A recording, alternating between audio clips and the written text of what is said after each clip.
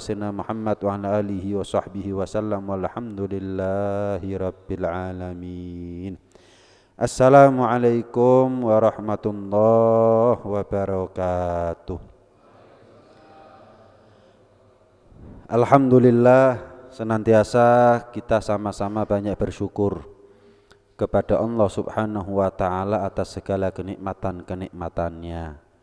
Bagaimana Allah mempertemukan kita saat ini di malam ini di satu tempat yang tidak dibangun kecuali untuk sujud, nyembah, ngawuloh kita semuanya kepada Allah, dan bangunan ini adalah merupakan tolak ukur keimanan.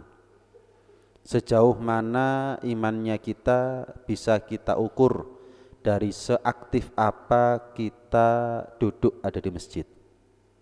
Idza ra'aitumur rajul ya'tadu bil masjid fashhadu lahu bil iman.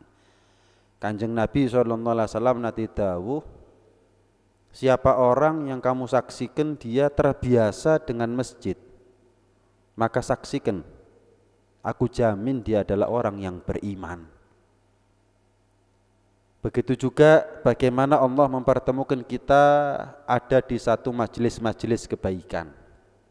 Majelis yang dibahas di dalamnya adalah tentang ilmu-ilmu agama.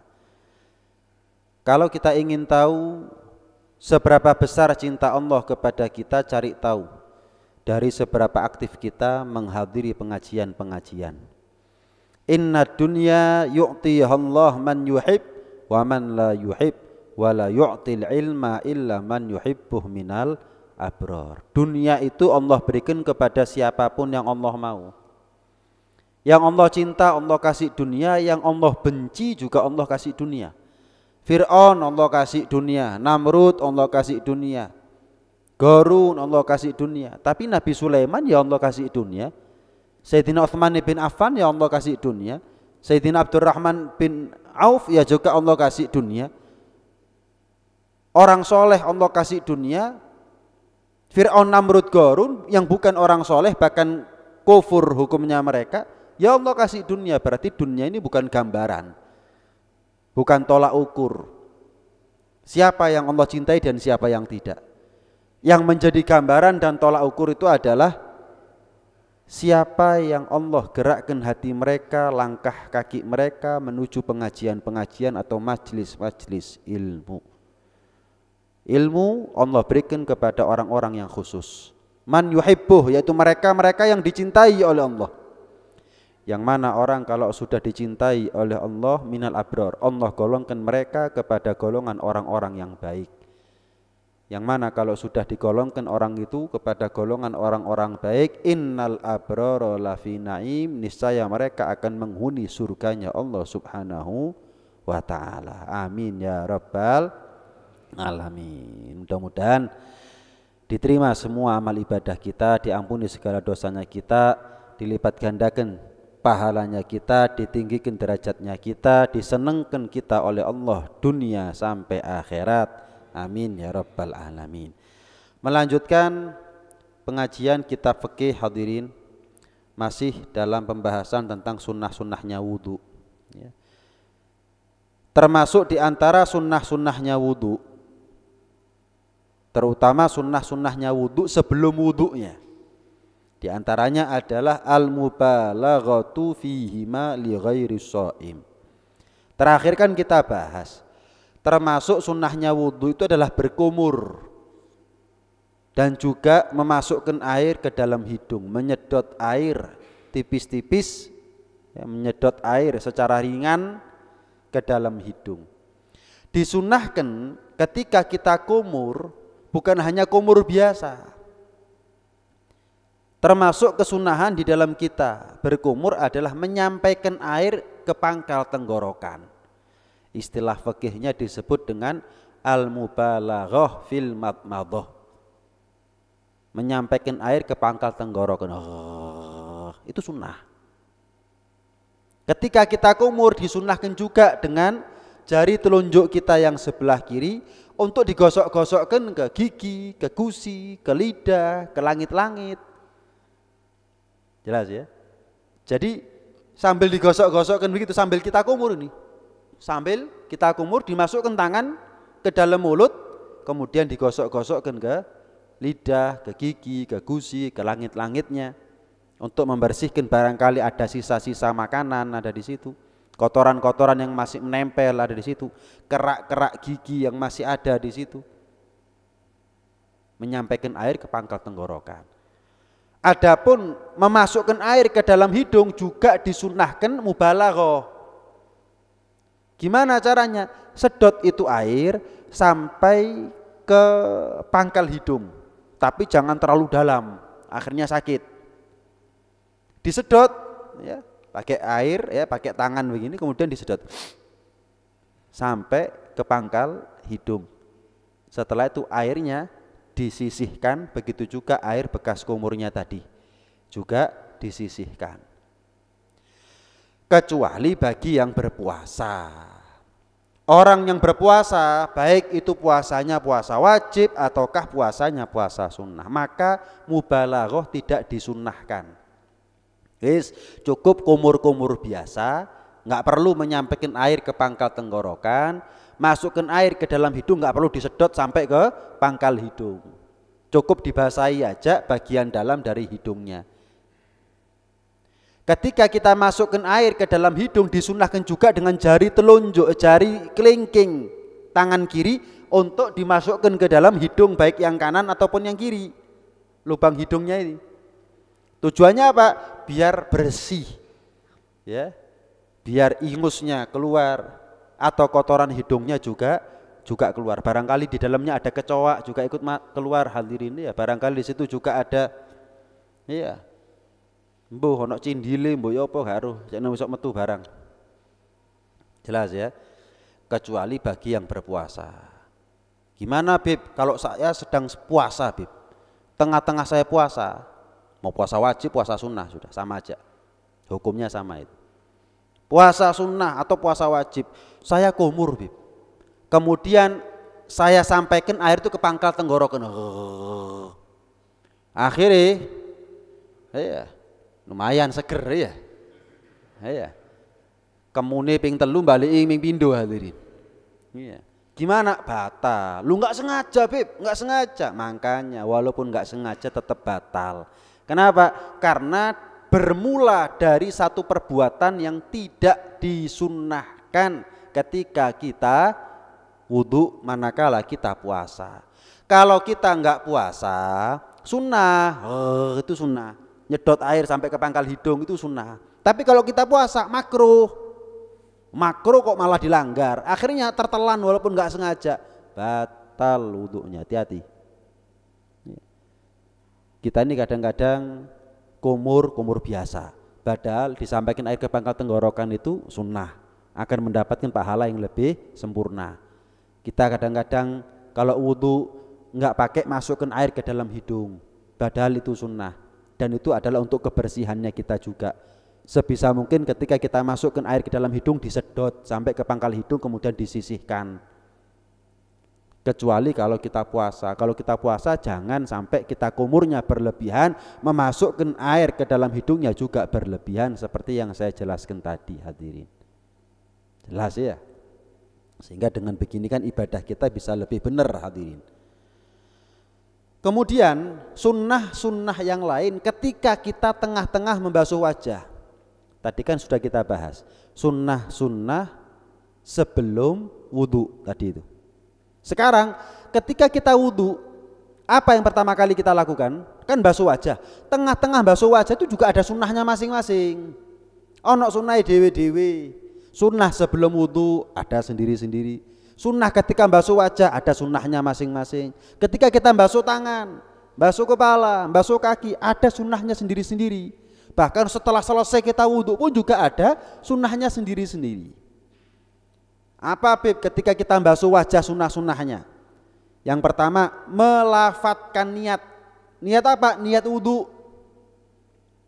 Kalau sebelum wudhu niatnya niat melaksanakan sunnahnya wudhu. Saya niat melaksanakan sunnahnya wudhu. Kalau sebelum membasuh wajah. Kalau pas membasuh wajah, dalam hati wajib ada niat melaksanakan wudhu untuk mengangkat hadas. Tapi melafalkannya adalah sunnah Jadi jenengan ketika membasuh wajah yang pertama kali, basuhan yang pertama kali, hati wajib niat. Jangan sampai pikiran melayang kemana-mana. Jangan sampai pikiran kita kosong, pikiran kita blank atau mikirkan macam-macam. Jangan. Ketika kita membasuh wajah untuk pertama kalinya, hati konsentrasi dan fokus untuk niat. Gimana Habib niatnya? Seperti biasanya. Nawaitul wudu li raf'il hadatsil asghar fardhu lillahi ta'ala. Ya. Atau pakai bahasa Indonesia juga boleh. Hati wajib niat. Adapun lesan melafalkannya, nah ini sunnah ini. Nawaitul wudu li raf'il hadatsil asghar fardhu lillahi ta'ala.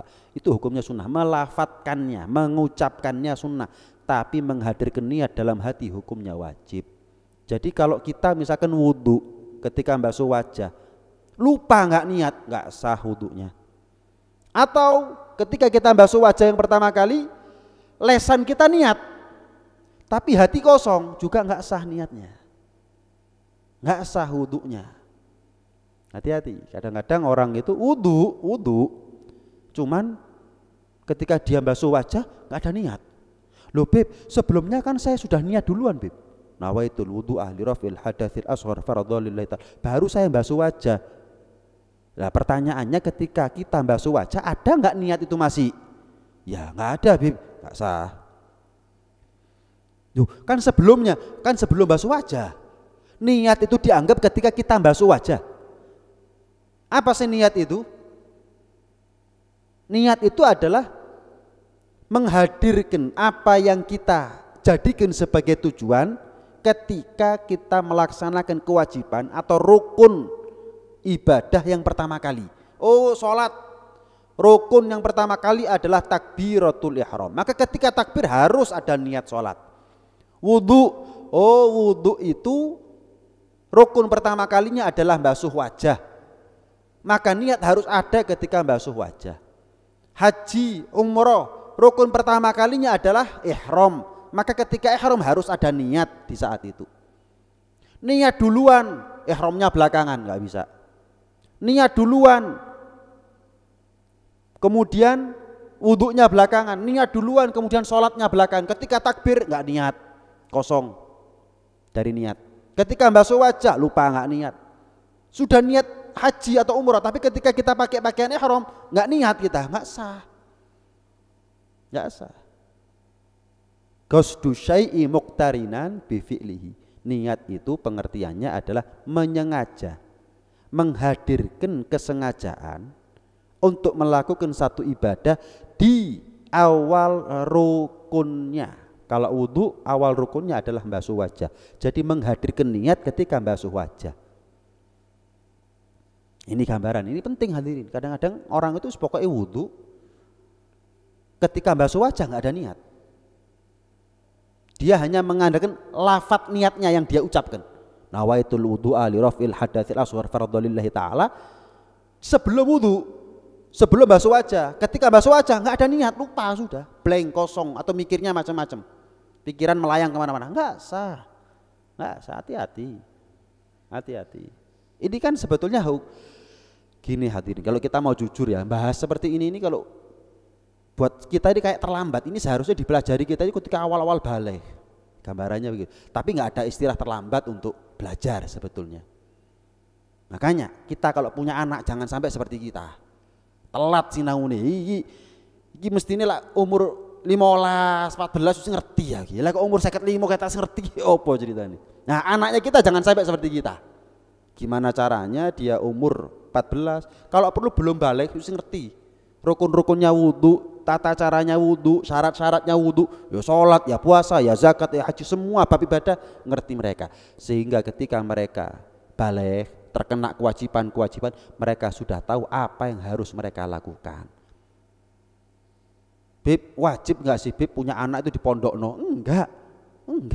Tapi wajib bagi orang tua untuk minterkan anaknya dalam urusan agama. Orang tua zaman sekarang hadirin sing dibingungno warisan.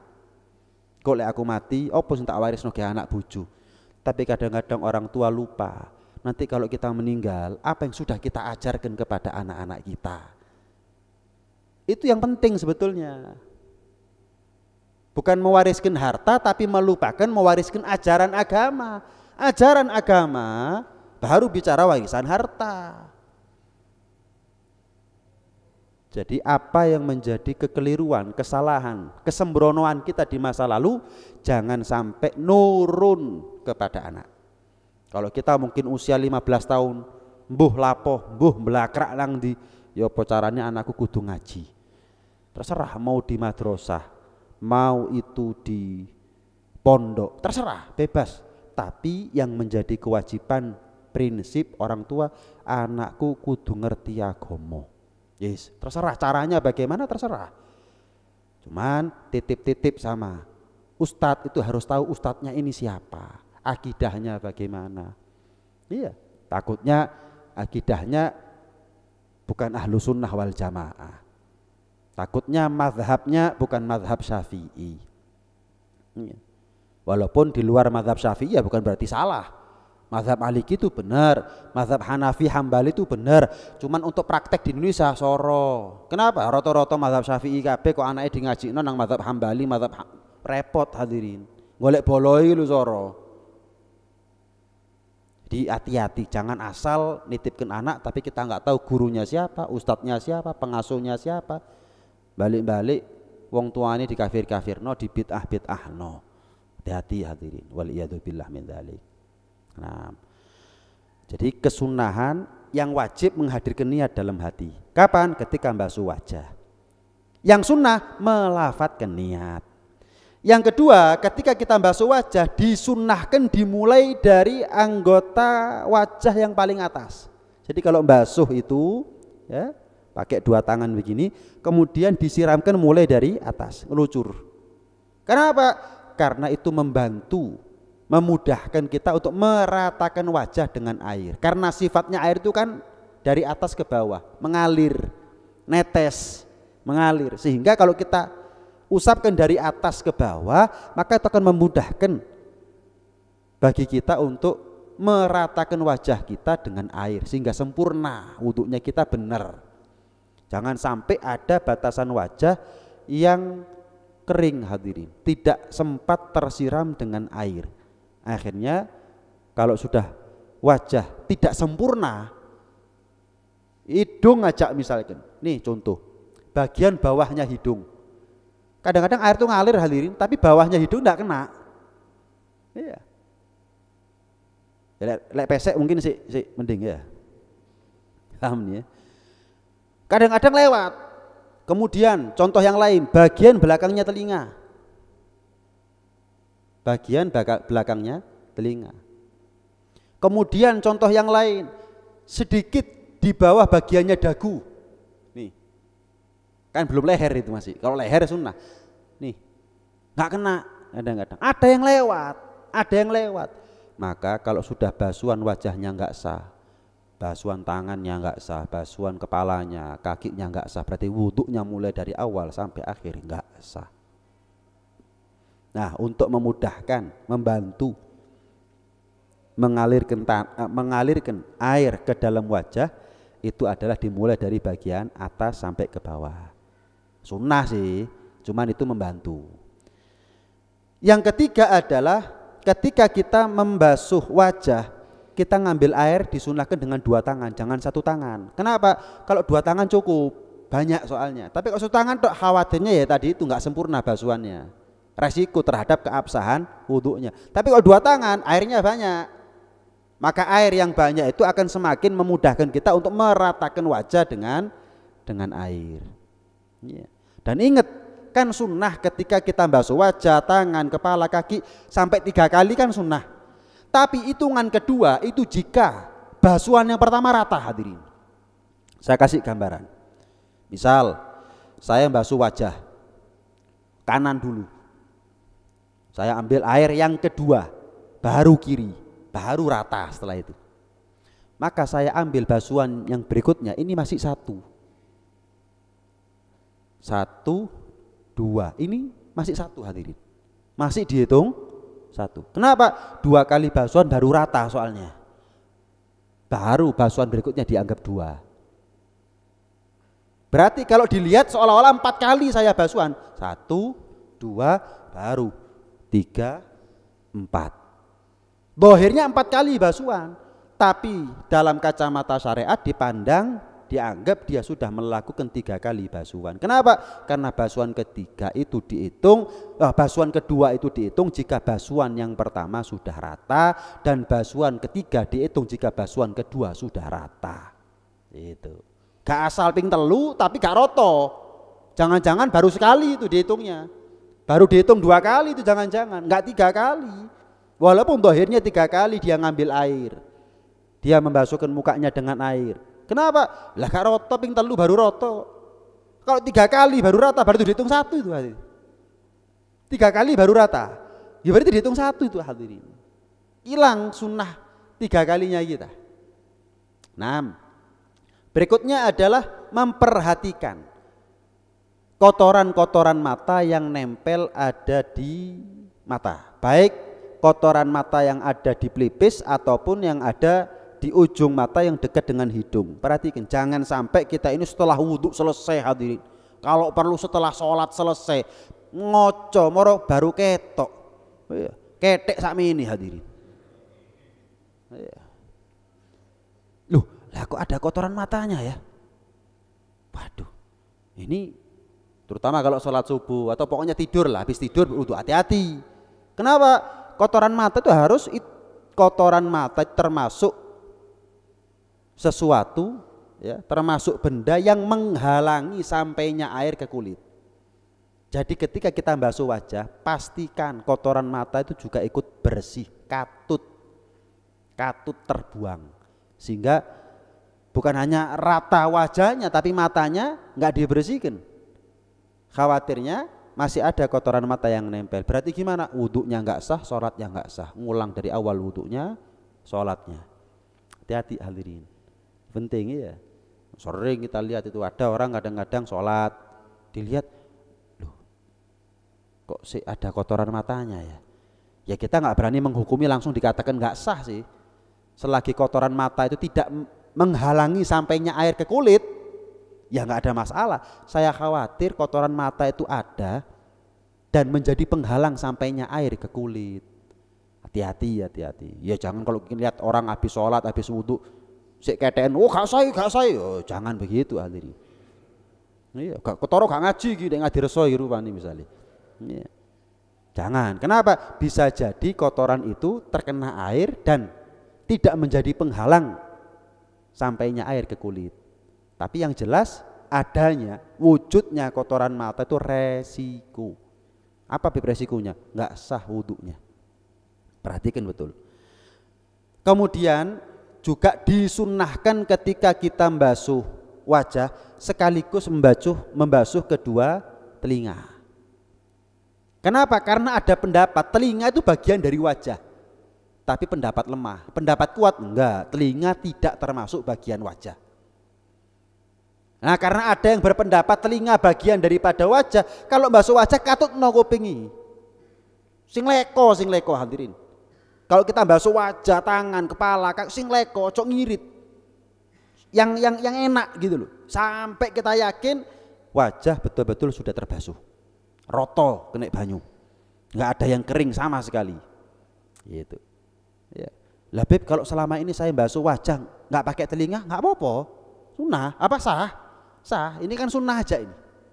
Cuman ada pendapat telinga itu bagian dari wajah. Jadi kalau basuh wajah harus katut telinga. Ada lagi pendapat telinga itu bagian dari kepala. Jadi kalau kita basuh kepala harus katut yang namanya telinga. Ada lagi pendapat enggak, wajah sendiri, kepala sendiri, telinga sendiri. Makanya kita setelah basuh kepala, basuh telinga, baru kaki. Iya. Basuh telinga itu bukan termasuk rukun. Bukan termasuk rukun wudu, sunnah di dalam mazhab Syafi'i. Kemudian hadirin, ketika kita basuh wajah disunnahkan untuk itolatul hurrah. Itolatul hurrah itu seperti yang barusan saya bilang, sing leko. Sekiranya sebagian daripada rambut, telinga kena, leher kena. Jadi yang lebar, yang luas kalau basuh wajah ini.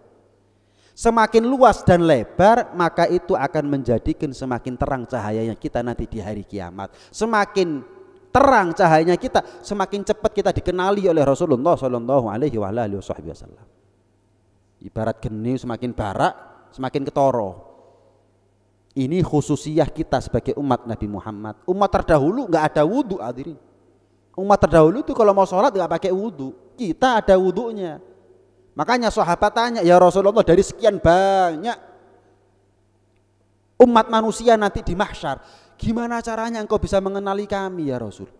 Salah satunya adalah dengan cahaya yang memancar dari wajahnya kita, tangannya kita, kepalanya kita, kakinya kita, min atharil wudu, bekas daripada air wudunya kita.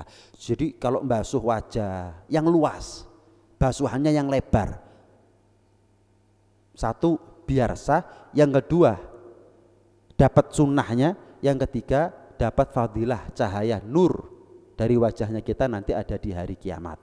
Kemudian ketika kita basuh wajah, digosok-gosok tangan itu. Beb, kalau saya misalkan basuh wajah, Beb, tapi nggak pakai digosok-gosok tangannya, pokoknya diratakan aja. Misal pakai keran ya, dikelucur. Saya yakin rata, Beb, walaupun nggak pakai digosok-gosok. Sah apa enggak? Sah. Sah. Tapi afdolnya, sunnahnya, sempurnanya pahala jika tangannya juga ikut digosok-gosokkan ke wajah. Ya. Kemudian apa? Kalau kita punya jenggot panjang, jambang lebat, jambangnya lebat, jenggotnya lebat, maka disunahkan dengan tangan kanan mulai dari bawah takhlil. Takhlil itu disela-selai jenggotnya nih. Dipakai ambil air, ya, ngambil air yang baru, kemudian ditakhlil. Tapi kalau kita, termasuk saya, jenggotnya atau jambangnya tipis ini, tipis, buktinya apa? Kulitnya kelihatan kok masih. Maka takhlil itu hukumnya wajib. Ya, takhlil itu hukumnya wajib. Kenapa? Karena jenggot atau jambang godek yang tipis itu jika tipis wajib air sampai kepada kulit-kulitnya. Bukan hanya rambutnya, tapi juga sampai kepada kulit-kulitnya. Nah, dengan cara disela-selai seperti ini itu akan membantu. Itu akan membantu. Bagi yang jenggot atau jambangnya tipis wajib, bagi yang lebat hukumnya sunnah. Gitu. Jadi kalau kita ini ya wajib, hadirin. Sepanjang yang saya tahu belum ada ini yang jambangnya atau jenggotnya lebat. Ya. Kan ada orang yang jenggotnya lebat, ya. Apa? Gembel ya. Sehingga kulitnya itu nggak kelihatan. Nah, itu sunnah. Menyela-nyelainya seperti ini hukumnya sunnah. Iya. Kalau lek wedok jenggotan, Bib. Wedok brewokan, Bib. Lek wedok brengosan, Bib. Maka wajib walaupun lebat, walaupun gembel jenggotnya, jambangnya, brengosnya, disampaikan air itu sampai ke kulit-kulitnya untuk perempuan. Makanya perempuan itu kalau kumisnya lebat, misal ada perempuan yang karena hormon ya keluar jenggotnya, ada jambangnya, disunnahkan dicukur habis. Kenapa? Khawatir menjadi penghalang sampainya air ke kulit. Beda hukum laki sama perempuan, beda. Kalau laki brewokan itu masih wajar, tapi kalau perempuan nggak bisa dihukumi sama seperti laki. Kan ada perempuan yang saking kepingin masuk dalam rekor dunia kemudian brewok dipiara, ya, diingu, brengosi dijarno, ya, ya jangan, dicukur habis. Kemudian yang terakhir adalah at-tathlith, menigakalikan basuhan. Seperti yang sudah saya bahas tadi, menigakalikan basuhan. Basuhan kedua jika basuhan pertama sudah rata, basuhan ketiga jika basuhan kedua sudah rata. Nah, itu hadirin ya, sunnah-sunnahnya wudu yang harus kita lakukan ketika kita membasuh wajah ya. Nah,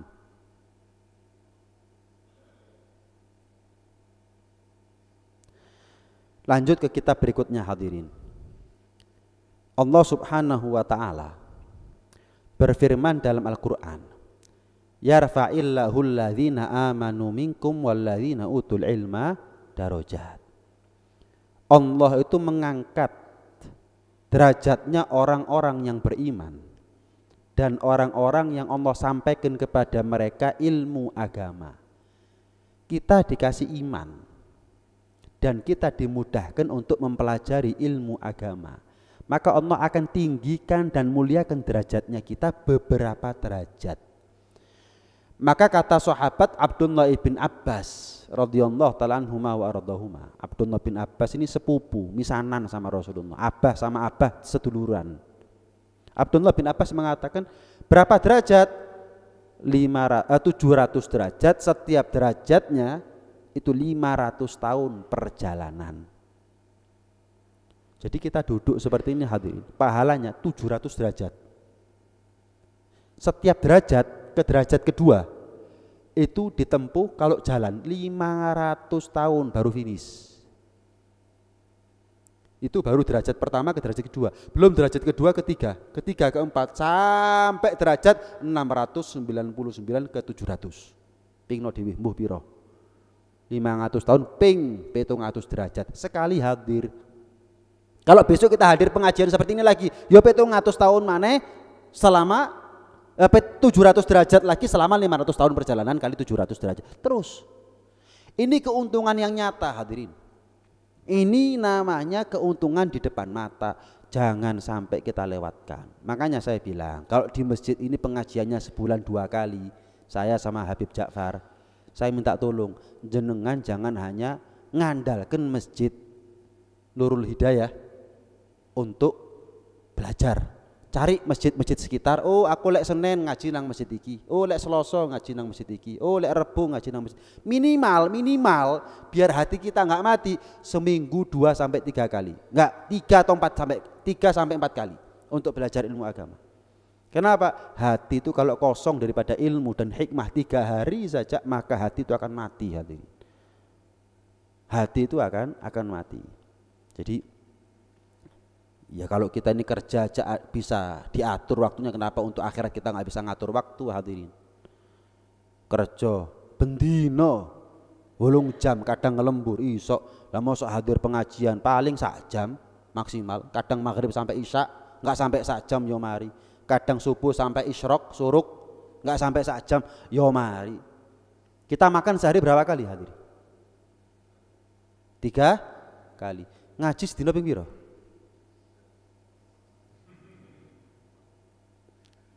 Ini gambaran. Padahal kita ini bawa nanti ngadep sama Allah, nggak bawa perut hadirin, bawa hati.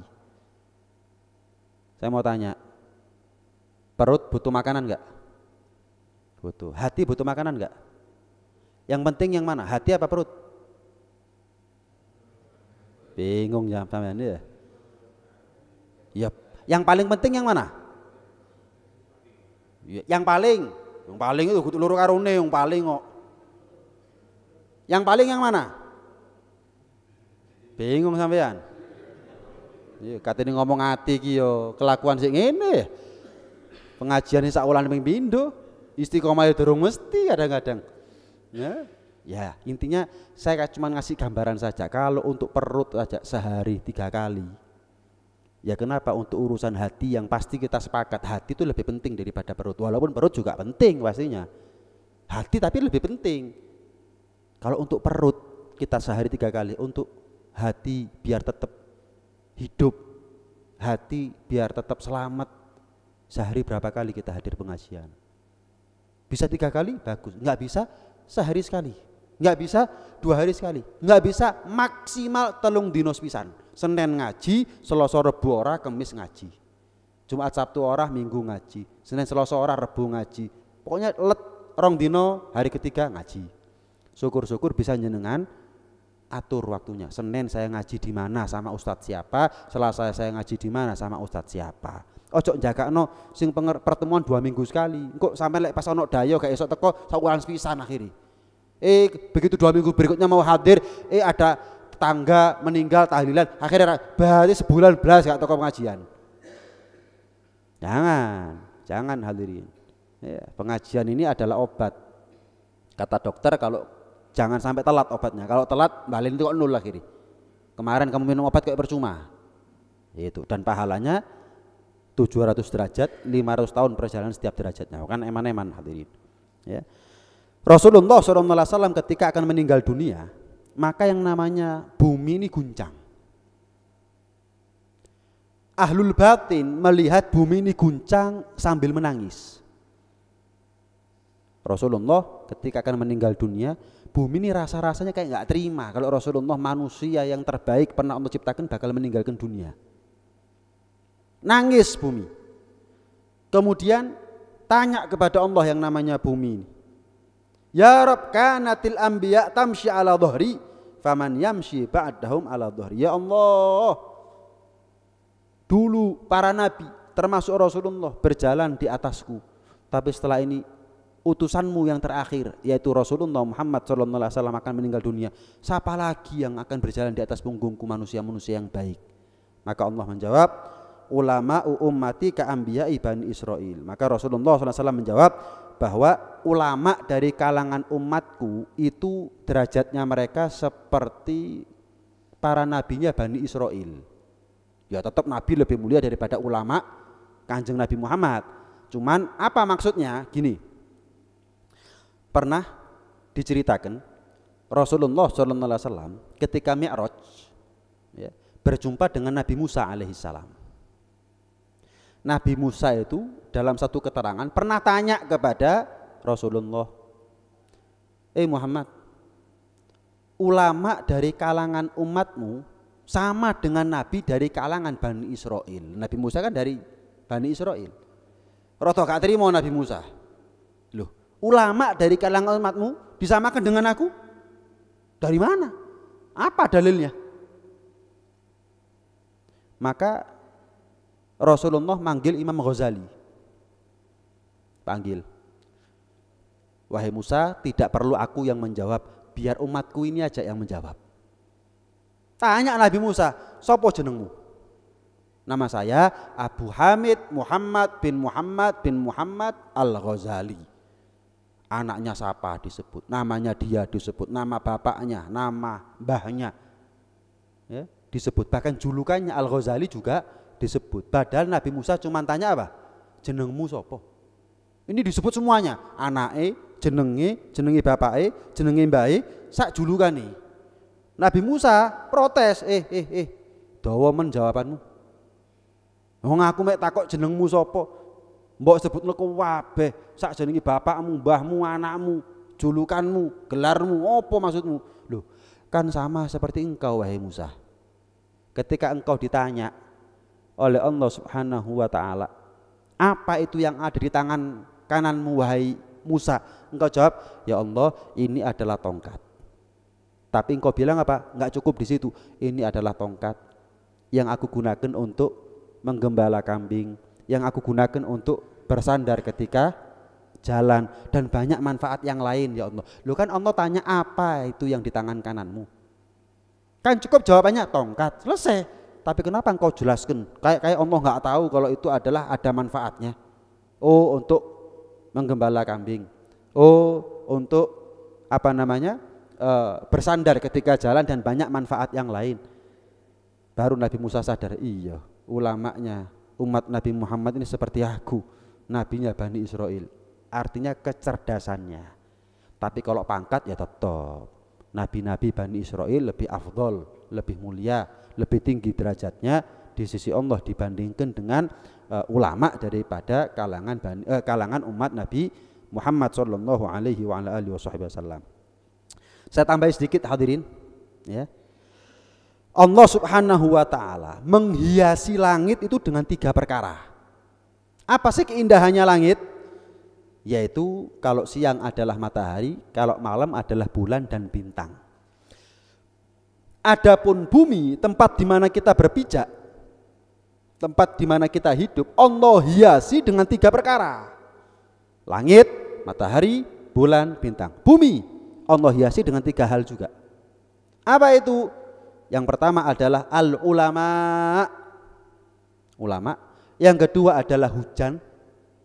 Ya. Hujan, karena di dalam hujan itu banyak tertinggal kenangan-kenangan ya. Katanya anak muda zaman sekarang begitu hadirin. Iya. Belum lagi hujan itu nanti ada kan pelanginya dan seterusnya. Ya. Pokoknya kalau sudah hujan itu bawaannya seneng gitu. Yang ketiga adalah al-imamul adil, pemimpin yang adil. Saya kasih gambaran hadirin. Saya mau tanya, langit ini gelap apa enggak sebetulnya? Langit yang kita lihat sekarang ini loh, kalau malam gelap apa enggak sebetulnya? Gelap. Tapi yang membuat indah dan bercahaya apa? Bulan dan bintang. Dikarenakan ada cahaya bulan dan bintang, kita tertarik oleh ke langit. Coba seandainya mendung, nggak kelihatan bulannya, nggak kelihatan bintangnya, nggak tertarik kita nengok ke langit. Kenapa? Apa indahnya? Tapi karena terang, apalagi bulannya bulan purnama, bintangnya bertebaran di mana-mana, kita nengok ke langit tertarik. Tapi ketika kita ngelihat ke langit, yang kita lihat langitnya apa bulan bintangnya? Bulan bintangnya. Langit yang demikian luas hadirin, hanya karena bulan yang kecil dibandingkan dengan luasnya langit, apalagi bintang kecil dibandingkan luasnya langit, tetap yang kita lihat bukan langitnya, yang kita lihat adalah bintangnya, bulannya, kan begitu ya. Coba kalau misalkan nggak ada bulan bintang, nggak ada yang nengok bagusnya, indahnya malam, nggak ada. Tapi karena ada bulan dan bintang kita nengok ke langit, tapi luas langit, tetap yang kita lihat adalah apa yang menjadi titik keindahannya. Maka bumi ini juga gelap seandainya tidak ada ulama dan ilmu agama. Seandainya tidak ada ulama dan majelis-majelis pengajian. Maka jadilah kita manusia yang hidup di dunia ini menjadi titik-titik keindahan dunia. Sehingga Allah atau malaikat ketika menyaksikan dunia yang gelap, Allah menyaksikan kita sebagai pendaran dan pijaran cahaya yang ada di dunia. Langit tanpa bulan bintang gelap, dunia, bumi tanpa pengajian, tanpa ulama gelap. Kita nggak bakal nengok ke langit kalau nggak ada bulan dan bintang, sama Allah nggak bakal nengok kepada dunia kalau nggak ada ulama dan pengajian. Maka kalau kita jadi ulama atau setidaknya kita menjadi pendukung ulama dengan menghadiri pengajiannya mereka, kita itu akan menjadi pihak yang disaksikan oleh Allah Subhanahu wa taala, dilihat oleh Allah. Bumi yang demikian luas yang Allah saksikan kita. Sebagaimana langit yang demikian luas yang kita lihat adalah bulan bintang. Bayangkan, kita punya nilai akhirnya di sisi Allah Subhanahu wa taala. Kenapa? Dari gelapnya dunia dia menjadi pendaran cahaya. Ada nilainya, sebagaimana bulan dan bintang buat kita ada nilainya hadirin. Ono regane, indah, menarik. Sama dunia juga begitu kalau kita dekat dengan ulama hadirin. Ya. Dikatakan ada 5 manusia matinya mereka adalah kekurangan. Yang pertama muallimul Quran, orang yang guru ngaji. Guru ngaji itu kalau mati hadirin soro goleane hadirin. Lu saya stuni. Makanya guru ngaji itu rata-rata sampai tua masih ngajar. Kalau sudah meninggal, guru mesti anake ono sing nganteni. Guru mesti muridé ono sing nganteni. Saya selalu pesan sama orang, tolong jenengan kenal saya ini baru, tapi mungkin jenengan bisa baca Fatihah dari guru ngajinya jenengan, bukan dari saya. Jenengan bisa baca Quran bukan dari saya, dari guru ngajinya panjenengan. Jenengan bisa Fatihah, bisa sholat, bisa wudhu, itu dari guru ngajinya jenengan, bukan dari saya. Jangan sampai jenengan hormat, ingat sama saya tapi jenengan lupa dan gak hormat sama guru ngajinya panjenengan. Tidak menutup kemungkinan pihak yang paling berjasa buat panjenengan bukan saya tapi guru ngajinya panjenengan. Oh iya, isok ngaji bukan dari saya, guru ngajinya jenengan. Isok wudhu bukan dari saya, guru ngajinya panjenengan. Yang ngajari aqaid khamsin, Allah wujud kita mbakok bukan saya, guru ngajinya panjenengan. Tapi jenengan kok ada rezeki kayak no sopo ya, wah Habib Fahmi lupa guru ngajinya nggak pernah dikasih. Kasih guru ngaji lebih afdal daripada kasih saya. Kenapa? Kadang-kadang guru ngaji itu hidupnya ya Allah, mulai kita kenal sampai sekarang pancet ngono iku hadirin. Maaf kalau penceramah kadang tambah suwi tambah enak uripe. Tapi kalau guru ngaji mulai dari kita kenal sampai sekarang mungkin 30-40 tahun ya pancet kayak ngono iku hadirin. Perhatikan, meninggalnya dia susah. Lek penceramah mati, wah kayak penceramah liyane hadirin. Saya meninggal nggak bingung jenengan. Tapi kalau di sini ada TPQ, guru ngaji ini saya tuh bingung sampai golek ngantini sopo. Kenapa? Sopo sing telaten ngedepi arek cilik-cilik. Lek penceramah gampang hadirin.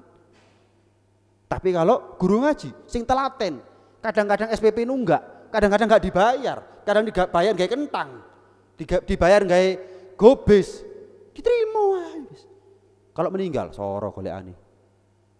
Ya, kalau saya ini meninggal ada cadangannya hadirin, wake. Tapi kalau guru ngaji meninggal, guru mesti ono cadangannya hadirin.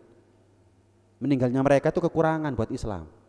Yang kedua adalah al-farisus suja, penunggang kuda yang pemberani. Artinya apa? Mujahid fisabilillah. Ya, enggak ada mereka mujahid orang yang mau amar ma'ruf nahi mungkar, akhirnya kemungkaran bertebaran di mana-mana dan enggak ada orang yang mau berani untuk menyampaikan. Tapi dikarenakan ada orang yang punya ilmu dan berani untuk menyampaikan, maka setidaknya itu mengimbangi. Oh ternyata ini enggak boleh. Oh ini ternyata haram. Oh, kalau enggak ada mereka yang berani terjun dalam urusan amar ma'ruf nahi mungkar, kita akan menganggap mungkar itu ma'ruf. Kita akan menganggap ma'ruf itu mungkar. Tapi dikarenakan ada orang yang berani menyampaikan hak adalah hak, batil adalah batil. Setidaknya sampai sekarang kita mengatakan ma'ruf itu ma'ruf, mungkar itu mungkar. Coba kalau nggak ada orang yang amar ma'ruf nahi mungkar, maka niscaya kita akan menganggap ma'ruf itu mungkar, mungkar itu ma'ruf. Soro hadirin. Iya. Apalagi zaman sekarang. Saya ngomong bantengan itu haram, ayo. Ya apa? Ini kalau saya nggak berani ngomong, orang kan anggap bantengan itu apa-apa. Ini budaya, Beb. Oh, jariku iki syariat. Katanya ngomong apa? Kita masuk surga apa karena budaya? Bukan, karena syariat. Pertahankan budaya yang tidak bertentangan dengan syariat. Iman itu paling mahalnya anugerah dari Allah. Jangan nyerempet sama sesuatu yang berbau kesyirikan dan berbau kekufuran. Hati-hati hadirin. Setan dikon ngedoi malah diundang. Na'udzubillah, jangan. Setidaknya kita yang hadir di masjid ini enggak menghadiri acara-acara seperti itu. Apalagi menjadi pendukungnya, apalagi pemainnya misalkan. Ojo. Dosanya yang bantengan itu lebih besar daripada dosanya orang yang mabuk. Kenapa? Mabuk itu enggak urusannya sama iman, tapi bantengan urusannya mbak iman. Apa mana sudah bantengan mabuk pisan hadirin. Sing main arek umur belasan tahun hadirin, mabuk kabeh. Umur gak lanang, gak wedok, joget ngarepi sonsak. Aduh, apa maksudnya? Kita ini kalau mati mau diyasini apa dibantengi hadirin? Hati-hati loh. Lah, kalau saya nggak ngomong seperti ini, gak wani, mikir katanya ngomong, jenengan akan nganggap itu adalah ma'ruf. Gak apa-apa. Saya ngomong seperti ini, jenengan akan anggap iki mungkar. Padahal ini ma'ruf. Yang itu mungkar. Ya apa sih? 70.000 umat Nabi Muhammad masuk surga tanpa hisab. Masuk surga tanpa hisab. Syaratnya apa? Gak tahu dukun, gak dadi dukun terhadap Allah wa ala rabbihim yatawakkalun, tawakal kepada Allah Subhanahu wa taala. Lah ya apa lek bandengan? Pakai dukun apa enggak? Pakai mantra-mantra jahiliyah apa enggak? Pakai. Jari kepingin busur kok enggak kate hisab. Ya apa cerita lek ngene? Saya mau tanya, kira-kira Nabi hadir di sini bilang bantengan iku haram. Nurut napa mboten jenengan? Kanjeng Nabi hadir rawuh ten masjid Nurul Hidayah. Terus dawuh ngendikan Kanjeng Nabi, ojo bantengan yo haram. Urusannya mbek iman niku. Nurut napa mboten jenengan? Apa budaya ya Rasul? Keras sih Kanjeng Nabi, ngono ta? Berani jenengan bilang enggak? Oh nggih. Loh kalau saya ngomong kok dinyang apa? Apa bedanya? Yang saya sampaikan apa bedanya? Ini kalau saya nggak berani ngomong, kalau saya mikir, lek aku ngomong isok gak boleh bareng aku. Iki lek aku ngomong isok gak diundang mana misalnya? Di pengajian terakhir isok iki, gak ada urusan. Saya gak diundang maneh gak apa-apa, sing penting tetap diundang Kanjeng Nabi mlebu surga. Wis titik. Saya kesini bukan karena panjenengan tapi karena Nabi.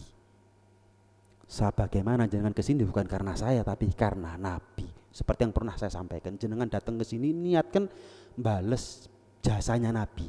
Mosok ajarannya ditelantarno. Itu aja saya datang ke sini juga begitu. Saya dihormati orang karena Nabi. Ya saya harus menjaga kemuliaannya Nabi. Wis, aku teko. Niatkan begitu, hadirin. Niatkan begitu, nurut ambek Kanjeng Nabi. Saya ini cuman penerusnya aja. Neruskan lisan aja. Tapi hakikatnya apa yang saya sampaikan dengan apa yang disampaikan Nabi sama. Sama, hati-hati. Ini kalau mujahid itu mati, meninggal, kurang nih Islam ini. Gak ono ajine agama iki moran. Gak ono regane sini syariat iku mau. Cuman ya memang orang kalau sudah terjun ke amar ma'ruf nahi mungkar, siap-siap musuh nih akeh. Siap-siap disantet. Siap-siap diteror, rapopo. Rapopo Kanjeng Nabi yo disantet yo tahu. Sampai turun kul a'udzu birabbil falaq, kul a'udzu birabbin nas. Gak apa-apa, enggak ada masalah. Mati syahid itu bukan kekalahan. Bukan kekalahan. Iya. Gak wedi belas. Yang ketiga adalah orang kaya yang loman. Kaya loman mati, waduh, sorong golek ganti ini. Iya. Yang keempat, al-imamul adil. Al-imamul adil, imam yang pejabat yang adil, jujur, amanat, meninggal, waduh, sorong golek ganti ini. Dan imam yang adil itu menjadi pihak ya umarok yang mendukung ulama. Nah, yang kelima adalah al-alim al-amil. Ulama yang mengamalkan ilmunya. Ini 5 manusia yang kalau meninggal dunia itu menjadi kekurangan yang susah dicari gantinya, lubang yang susah untuk ditutup kekurangannya di dalam Islam.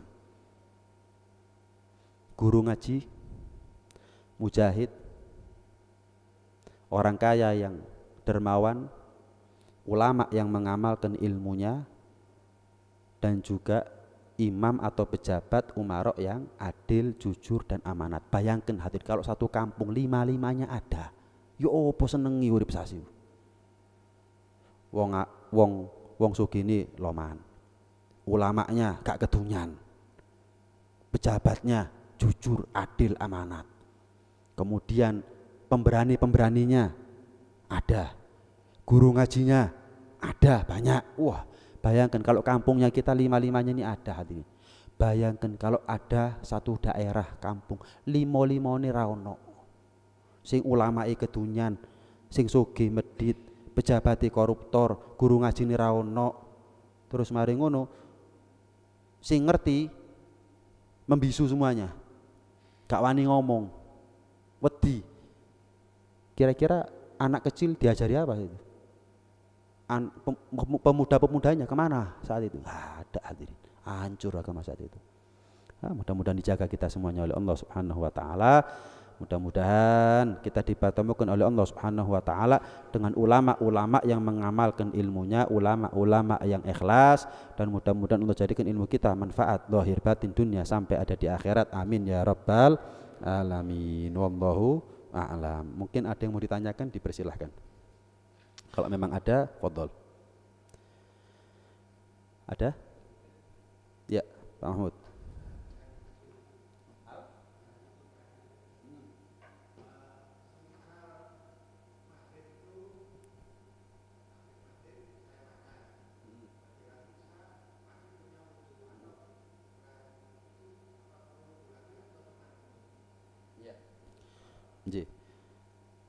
Saya misalkan wudhu terus sholat maghrib, makan sampai adzan isya saya masih punya wudhu, nggak batal. Apakah boleh saya langsung wudhu, ataukah saya perlu wudhu lagi, ataukah cukup kumur saja? Afdolnya adalah wudhu lagi. Itu namanya tajdidul wudhu, merefresh ulang wudhunya. Kenapa? Wudhunya dia yang pertama sudah kepake untuk sholat maghrib. Kalau Imam Haddad gak terima wudhu adus. Sehari 5 kali Imam Haddad itu kalau mandi. Subuh adus, kok duhur adus, asar adus. Kenapa? Saya mau tanya, kita kalau diundang presiden sehari 5 kali masuk istana, mandi semuanya apa enggak itu? Adus hadirin, mulai adus balik mana, mulai adus balik mana. Kenapa? Ya gak enak lah. Ketemu presiden ambu kecut, ya gak enak ta. Ketemu presiden ambu rokok, ambu terasi misalkan. Adus ketemu sama Allah. Paham nih ya? Diperbaharui itu paling afdolnya. Itu sunnah, itu namanya tajdidul wudu. Tapi kalau kita wudu yang pertama sudah kepakai sholat, kalau belum pernah kepakai sholat, wudu lagi itu nggak boleh. Wudu pertama belum kepakai sholat, masuk waktu sholat berikutnya kita mau wudu lagi untuk sholat berikutnya, nggak bisa, nggak boleh, haram hukumnya. Wudu itu kalau sudah kepakai masuk waktu sholat berikutnya, maka disunahkan wudu lagi kalau sudah kepakai. Contoh begini, wudu terus sholat maghrib batal, paham ya? Begitu batal dengan kejeding langsung wudu lagi, wes nggak batal sampai isya, mosok jenengan ngambil wudu lagi, kan wudu barusan nggak kepakai sholat masih, belum kepakai sholat masih, maka gimana? Nggak boleh wudu lagi, ya sudah, itu sudah pakai untuk sholat isyanya. Bisa dipahami maksud saya? Pokoknya wudu kok sudah kepakai sholat, mau sholat wajib, mau sholat sunnah, mau sholat berikutnya wudu lagi itu sunnah. Gitu loh. Imam Haddad nggak terima wudu saat dusi barang, bayangkan begitu. Ya. Adapun berkumur, ya itu kan termasuk dalam kesunahannya wudu. Gitu. Nah makanya kalau mau sholat, jangan makan sesuatu yang kalau dalam sholat susah hilangnya. Contoh apa? Kacang. Katanya sholat makan kacang. Ya, akhirnya ketika sholat kelelekan kacang. Iya. Ini kan susah, kan kacang itu kan soro hilangi, ngenteni meneh baru hilang itu. Apalagi mau sholat ngerokok. Hati-hati hadirin. Dibagilah waktu itu, katanya sholat kurang pirang menit, ya 10 menit, ya cok ngerokok sih, jarno sih. Mari sholat rokok-rokokan tekno keremusan kabeh gak apa-apa. Cok katanya sholat Allahu Akbar ambu rokok, hadirin. Kita begitu sama presiden nggak berani, diundang wali kota, bupati begitu kita nggak berani. Diundang Allah Subhanahu wa taala ambu rokok. Malaikat tuh nggak seneng, hadirin. Malaikat tuh nggak seneng. Hati-hati. Lah baju bib kadung bau rokok gimana? Pakai minyak wangi. Jadi kok sudah mau sholat tuh sing wangi, masih sing penting masih mang rokok, baju masih bau rokok, nggak mungkin pulang untuk salin, ada minyak wangi, pakai minyak wangi semprot, jajet. Ngedep Gusti Pangeran ini genah. Itu hadirin. Iya. Jadi sing serius gitu loh kita ini sama sholat. Ya. Sebagaimana kita kalau diundang masuk istana itu serius, tenanan, genah. Gitu hadirin. Terakhir kalau ada pertanyaan lagi, nggih monggo.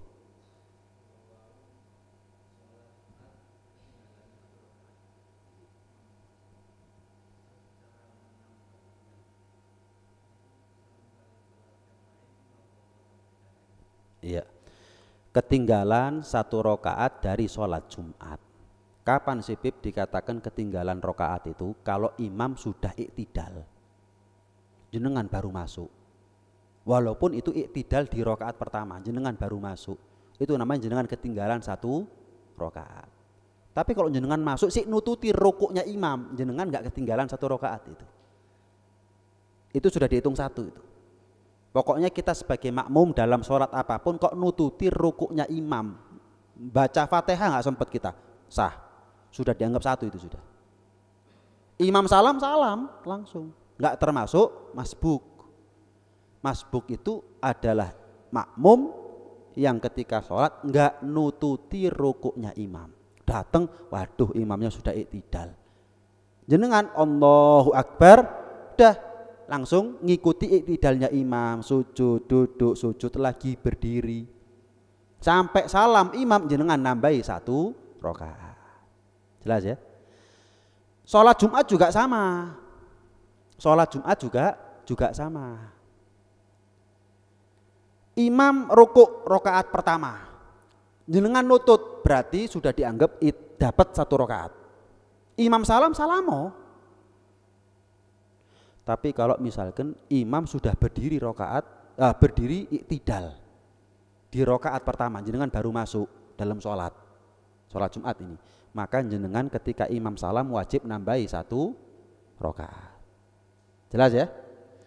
Permasalahannya adalah jenengan telati kenemenen. Imam sudah iktidal rakaat kedua. Apa meneh wis katini salam, baru teko. Gimana ini hukumnya, Bib? Nah, ini pengecualian. Bib, saya datang sholat Jumat, imam sudah tasyahud, Bib. Telat saya, Bib. Siapa, Bib? Niatnya tetap sholat Jumat. Niatnya tetap sholat Jumat. Usolli faradul Jum'ati rakaataini ma'muman lillahi ta'ala. Tapi setelah imam salam jenengan sholat duhur 4 rakaat. Imam salam langsung tambahi 4 rakaat. Ada niat tapi nggak ada sholat, ada sholatnya tapi nggak ada niatnya. Dalam istilah fikih begitu. Jelas ya? Sholah bila niyah, niyah bila sholah. Ada sholat nggak ada niatnya, ada niat tapi nggak ada sholatnya. Loh Bib, kenapa kok nggak langsung niat sholat duhur? Nggak bisa, jenengan niat sholat duhur tapi imamnya sholat Jumat, nggak bisa. Loh, kalau sudah niat sholat Jumat kenapa nggak nambahin cuma 2 rakaat aja, Bib? Nggak bisa. Kenapa? Jangan nggak nututi 1 rakaat pun daripada rakaat-rakaatnya imam. Loh, saya nututi Bib tasyahud, ruku. Kalau sudah lewat dari ruku nggak nututi rakaat itu namanya.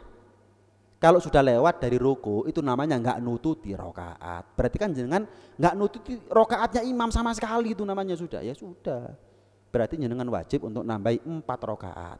Jadi niatnya sholat Jumat, tapi sing dilakoni sholat duhur. Yes.